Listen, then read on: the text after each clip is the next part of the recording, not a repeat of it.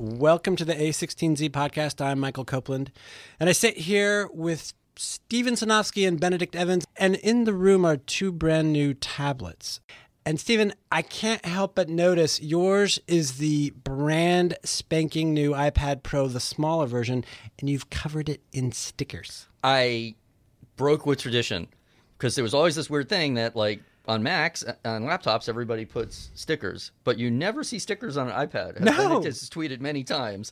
And so the first thing I did was, like, this is a laptop replacement for me. And so I put stickers on it. And so good news, I work with Product Hunt, buildings filled with stickers. So I have a bunch of stickers now. I see yoga stickers. I see Product Hunt stickers, of course, and some California joints on there, too. Yeah. And I also, I put the Apple completely upside down. Because it's a historical reference. It's a historical reference because the Apple is faced sideways, so I put the sticker on it like just completely upside down.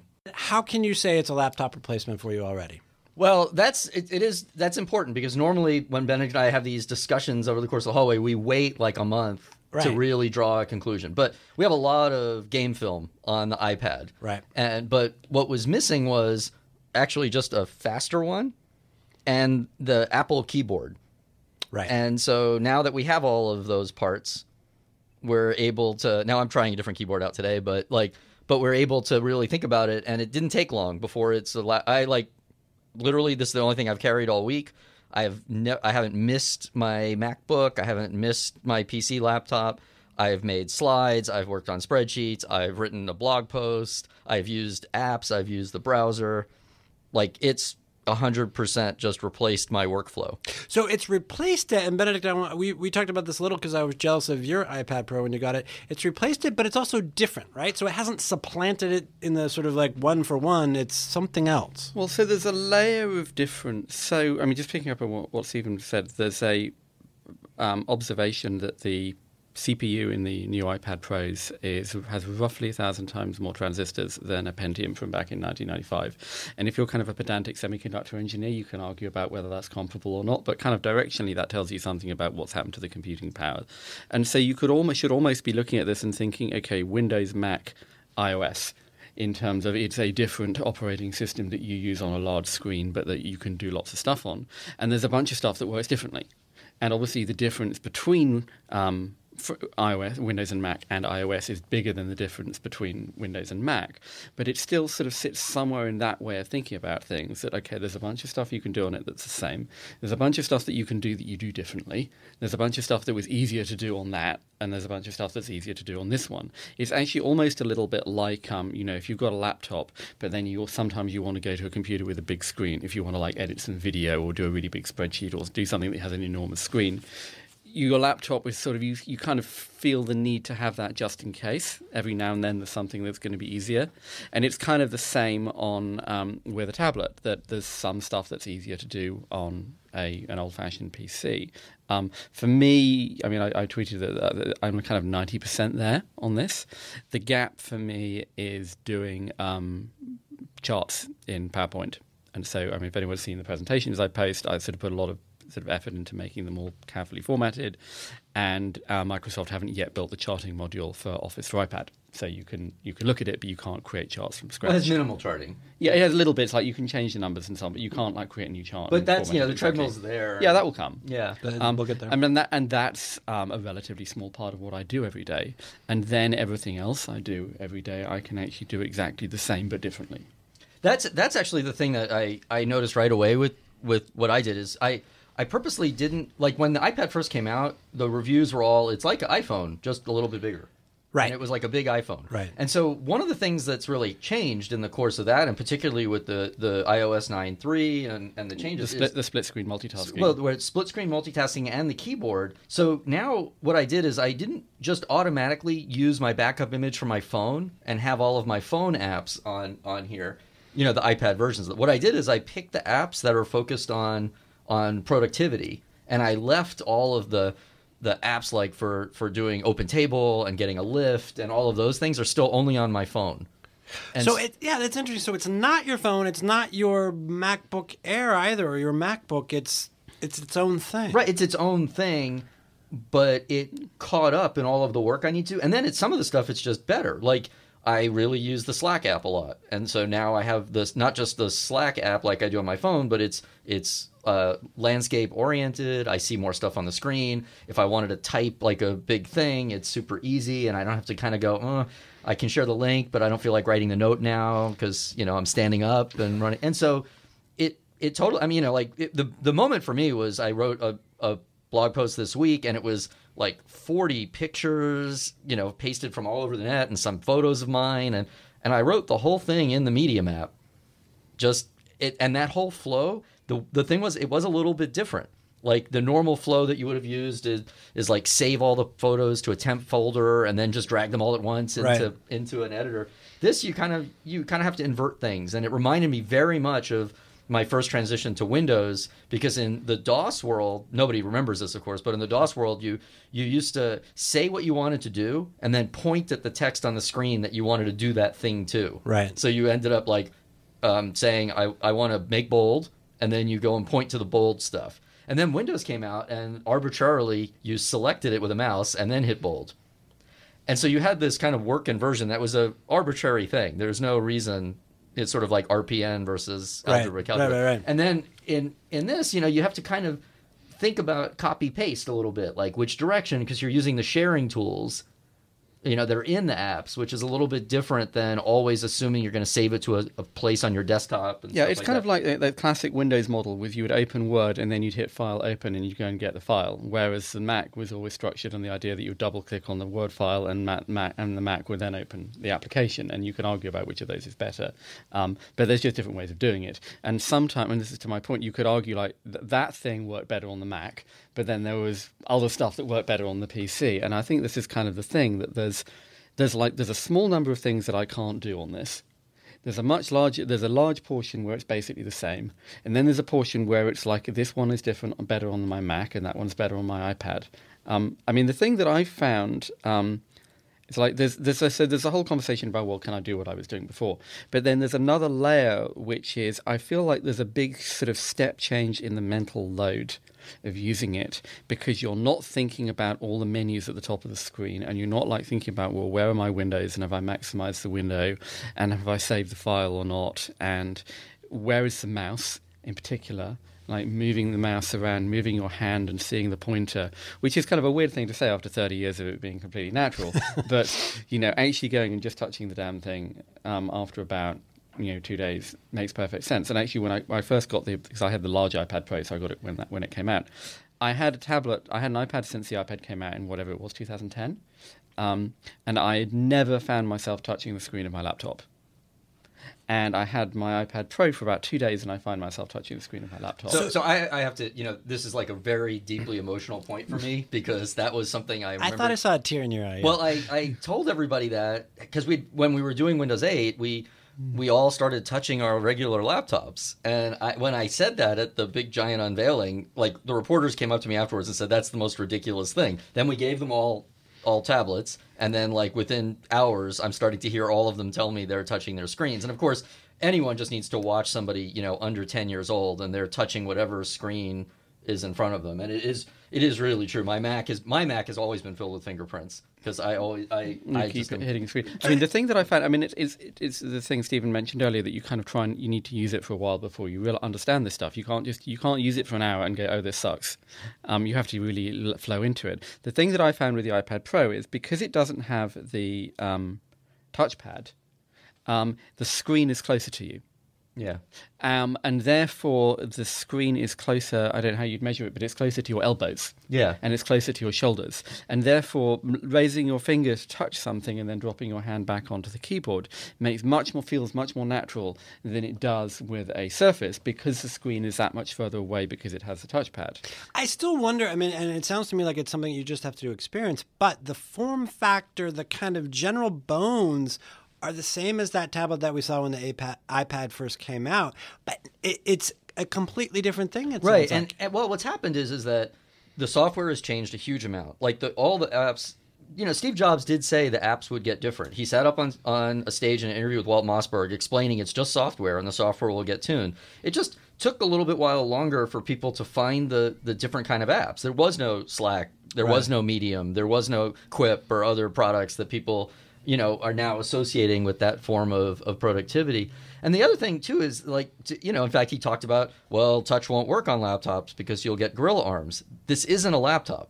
And to Benedict's point, my arms aren't tired ever. And in fact, some of these things are a lot easier. You sit kind of lean on your elbow and you can scroll around. You can use two hands to manipulate the UI. So you can kind of shift left, shift right. Yeah. And you don't have that pain in your middle finger that you used to have from scrolling the wheel on your mouse. You just reach up and you just flip the screen down. Because of my own, I haven't used a mouse in 5 years, but I did get a mouse and I used it with my Mac this week just to remind myself.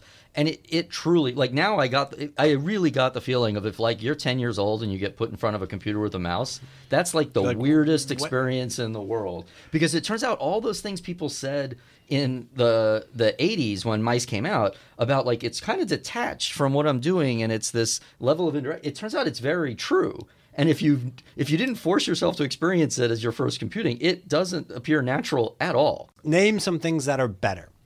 So I actually like the multitasking model, which is similar to the model that people have spent 20 years trying to work out how you do multi-windowing.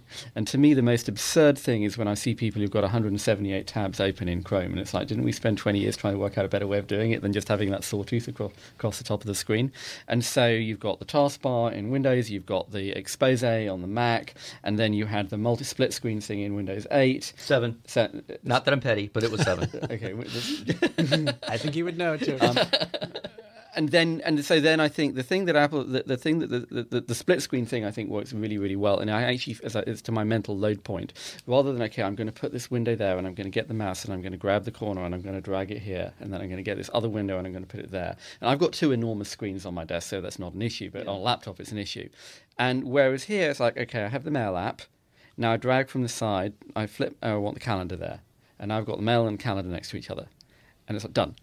And that is 10 seconds, 100 times a day on my laptop. And for me, I was writing my blog post and there's Twitter, right? And that is the demo we did for Windows a long time ago.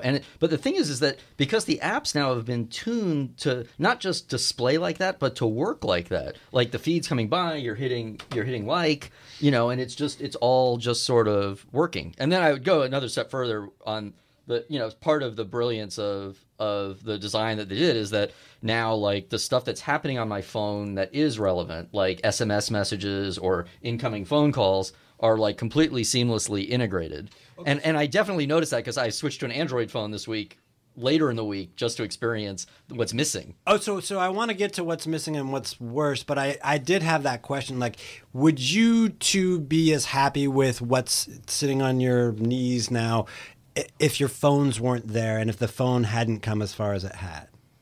Did those two things need to go together for this experience to be as good as it is? So if I had this and then in some parallel universe I had a Nokia feature phone from 2001 and this had had an LTE modem in it, would that matter? Not that much. That's partly because I make no phone calls, and one of the cool things is you can tap on a phone number on your iPad and your phone dials it, and you pick up your phone and make the call. Does it make a difference? No, but I was walking down the stairs and someone emailed me a link and I tapped on it, or I saw a link in Twitter and I tapped on it, and then I get to my desk and I hit Safari, or I get to my wherever my iPad is, I open my iPad, I hit Safari and the same link is there. Or I'm listening to music and the same music is on is on my iPad. And it's not just the calendar and stuff where you would expect it to sync, but it's things like that where you can most of the time just pick up and put down. Yeah, their continuity feature. Yeah. It's helpful. It's not a must-have, right? But it's certainly a nice to have. Well, one of the things that is much better for me is it gets back to the fundamentals of the whole hardware in the device is that it is a phone. It's from the smartphone ecosystem, and that turns out to matter a lot just for connectivity. And so the part for me that's been so game changer is if I could use any phone and I could use it as a Wi-Fi hotspot, which is what I'm doing, with my Android phone, it's super cool. But it's always a extra step. And so now, because this has got its LTE modem, and I got the LTE version, and it's a big thing that's changed. Like when the iPad came out, it was $80 a month extra to have it have connectivity, and now it's $10 a month on the family plan, and and the 140 or so for the device. But like it's another thing that totally changes. You never have to think about. It's this mental load point. It's an abstraction layer. It just goes away. It's all these little things which, you could do that on Windows. Yeah, and you can do that on Windows, and you can do that on your PC, and you can do that on your Mac. Yes, but they're all a thing you've got to do. Whereas on a smartphone or on a tablet, you don't have to do them. They're just sort of there. Yeah, like the window management is really a fascinating point, because like you don't think about the mental load if you'd been doing it for so long, but then like all these things that I watch, I had a reboot last night for this update, and these 6 apps we use don't remember their screen position or which monitor they were on, and you're back to like this 10 minutes of weird bookkeeping, which is very much like the desktop. So like a friend of mine tweeted a giant picture of his Mac desktop that was filled with stuff, and you just don't have that management metaphor anymore. And so you don't go, I'm overwhelmed by all the stuff on my desktop, because it's all sort of in like a Google Drive or a box or whatever cloud thing you're using, and you just kind of keep working, and you don't think about like, where are my notes? They're in Evernote. They're just in Evernote. It doesn't matter. And you search across them with Spotlight, and it kind of just works. Benedict, you said that presentations or slides building was not the best thing on the tablet. Stephen, what have you noticed that, was it hard to do this blog post? I mean, did it take extra effort? Were you kind of cursing yourself? Because I have this muscle memory that's super old of having done platform transitions before. It was different, and there were things that were like, wow, okay, I got to remember now. That's a little bit backwards. Like, it turns out, ironically, it's like way easier to get a screenshot than in other experiences, but the screenshots all go to your photo library, so it's kind of tricky. There's not like an easy insert picture and crop it all at once. It's not like you can't drag the photo off the web page onto the desktop and then drag it into the CMS from your website. Yeah. So that layer, I mean, that's what, in a sense, that's the flip side of what you give up by not having files and not having window management. You don't have a desktop. Right. So there were like 40 different vintage computing things in this blog post I did, and now there were this gap of my pictures of like, here's a squirrel and here's the moon, and then here's 40 pictures of like old computers followed by more pictures of yoga studios. And so I'm like, do I move those? Do I delete them? And then of course I don't care, because it's all just cloud storage, and it doesn't really, I don't have to clean it up. I don't have to have that over it. But the flip side of it is that the writing tools were super good, and I wasn't doing what I would do on a PC, because it turns out what I would do on a PC for that experience, I would have started Word, I would have typed the whole blog post, pasted the pictures in, I would have had a file, and then I would have had to paste it into the blogging tool, into some, and so that whole step went away. And so now there's just the Medium app, and I do all the writing in the Medium app, and which is constantly saving into the background, so there's never a step where I'm going to lose the work, right? And so it was a hugely better experience when you net it all out. Now, it's super early. The Medium app has some weird bugs, and there were things that were interesting, and that's going to all get fixed. I bet in the next month they're all fixed, because the iPad is new, which is certainly the big ask of all the founders that are listening, which is like, I think that your iPad app is going to be a real asset if you have one and you're in the productivity space. Like there's a lot of uses. Or if you're in the social space, doing the side view of it so that you can use it while you do other stuff. Benedict, you're saying when you need a large screen, then you fire it up and you fire up the old notebook or something. But Stephen, are you going to get rid of it completely? Are you going to toss your desktop, laptop? You don't have a desktop anymore, maybe? No, I definitely don't have a desktop. I have like 4 laptops at home that are all mine that I just cycle between, whether I want to use a really big Surface with a high pixel count screen, a small PC, or a MacBook, and others. And they're all just stationed. There might as well be desktops at this point. Right. Like I'm never, and like other things that are just small abstraction. I don't think about chargers now. Like I don't need one ever in the course of a day. Like you can't drain this. That's, Walt Mossberg said in his review, which he didn't do an official test, but he's like, wow, it went all day easily.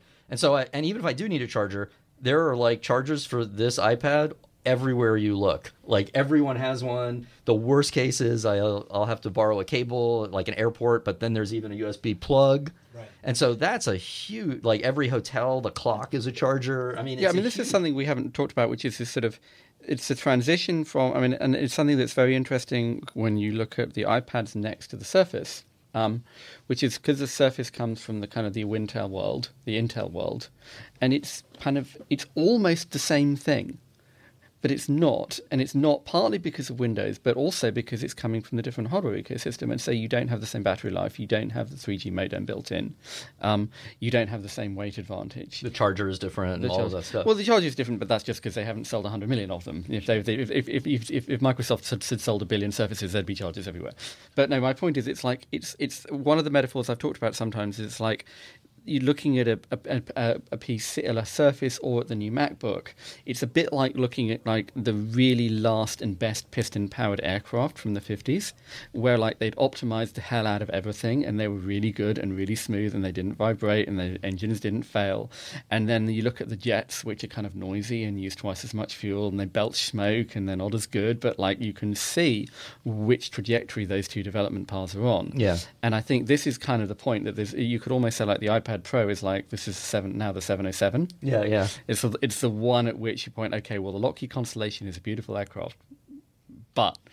Yeah, that's the part that, I'm just so wedded to it, and obviously I have all of that past and history, but like, this is really where this ARM ecosystem and this new kind of OS with apps and security and quality over time and no flakiness and no weird add-ins that are going to screw up the machine and all of that stuff, it really comes together. Like, this is the most reliable like laptop I'm ever going to carry on a trip. Not just like reliable from a software, it's also like physically, it's just not, it's never going to break. It's not. And it occurs to me that, that there used to always be the term power user. You guys, if there ever were power users, are power users, except that nobody says that anymore because it doesn't matter. There's more than enough power, it sounds like, to do anything that you want to do. Yeah, I did a presentation for the team recently just on like the history of AI and machine learning and stuff, and like I didn't even think about it, but I just did the whole thing in slides and just did it, and it was pretty. It had pictures, it had transitions, it had all of these things.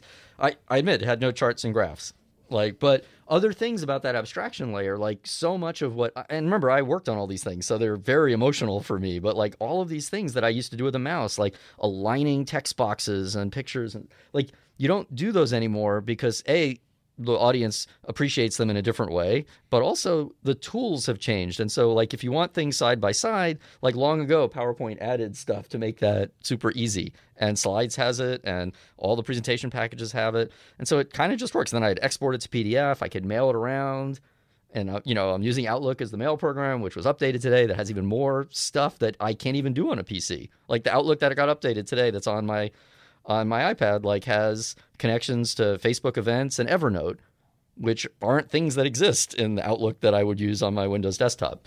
This is certainly the hope, both on the part of Apple and also, Microsoft. But are we going to start to see these, populating everyone's office, everyone's bag? I mean, do you think we're now at a point where, this becomes, for everyone, a replacement? I think it does. I mean, there's those questions about which office you're talking about. So, the call center with 500 rabbit hutch cubicles running a computer that's connected to a SaaS service. Is that going to be a tablet? Maybe, but, it doesn't really matter what it is. But I think there's a huge portion of other people where... I mean, this kind of comes to a point we've talked about it for other things, which is you have to think about what the tool is that you're using as opposed to the underlying task. So if your task every 2 weeks is to make a 35-slide sales report in PowerPoint full of information that you've pulled from SAP, dropped into Excel, made charts, put the charts into PowerPoint, write bullet points in the PowerPoint, email that around. It's kind of always going to be easier to do that on a PC with a keyboard and a mouse. Is your job to make a PowerPoint, or is your job to run field sales or marketing or support or engineering or something? And would that be better off as a live SaaS dashboard, or would you be better off doing that in Slack?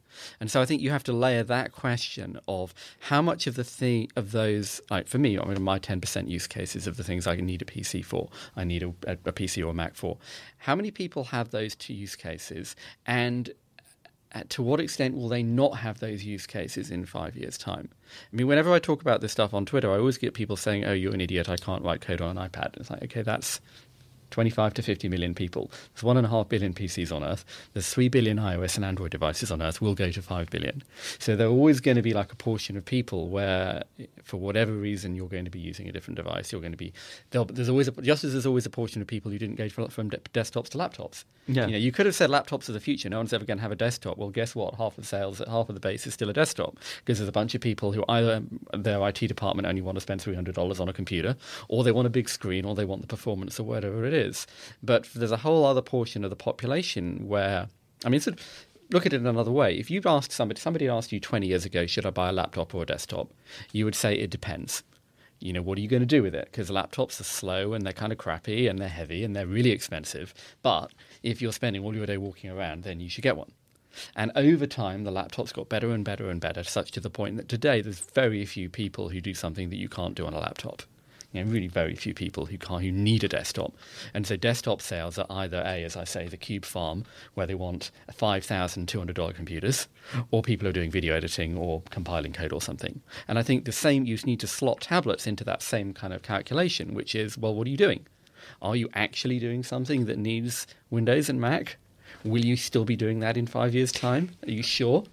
I think the important thing, though, from both of you is that the notion of what you can do with a tablet has changed with these devices. And also, just as what you could do with a laptop changed. Right. That is actually a super key analogy for, I think, to come across, which is, as a reminder, it is really the case, as Benedict said, when laptops came out, they had black and white screens. They were ridiculed. They had black and white screens. They had small resolution. I had them all. And everybody, you'd travel and people would be mesmerized by it, and then they'd say, hey, I have this thing that needs a serial port, can I connect it? And you'd be like, no, and they're like, oh, I can't use it.